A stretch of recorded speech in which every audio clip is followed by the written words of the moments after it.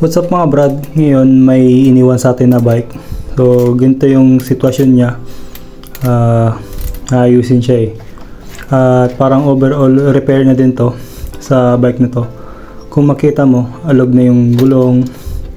Ayan.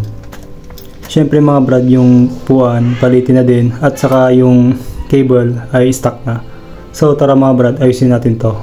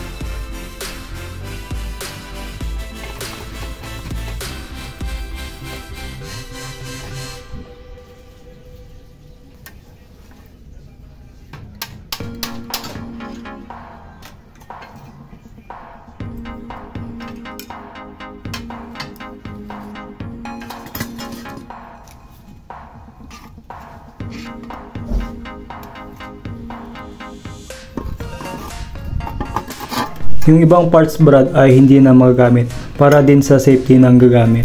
Dito mga brad, inayos natin yung rim.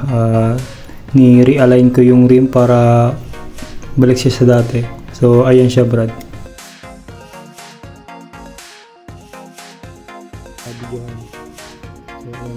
Tapos sinabon ko na din yung mga parts para mawala yung mga oil or grease na natitira para sa pagpintura natin ng bike.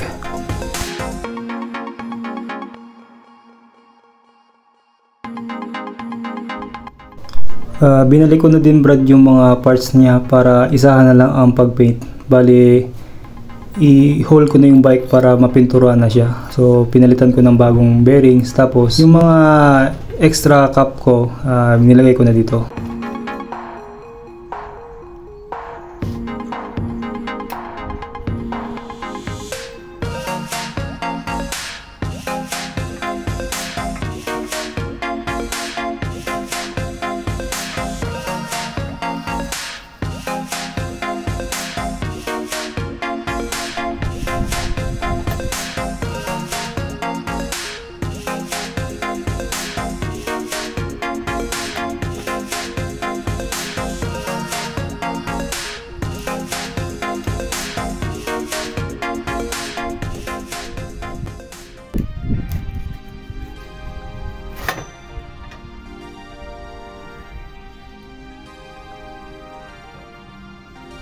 Sa paint brad, ginamit ko dalawang spray paint at isang clear coat.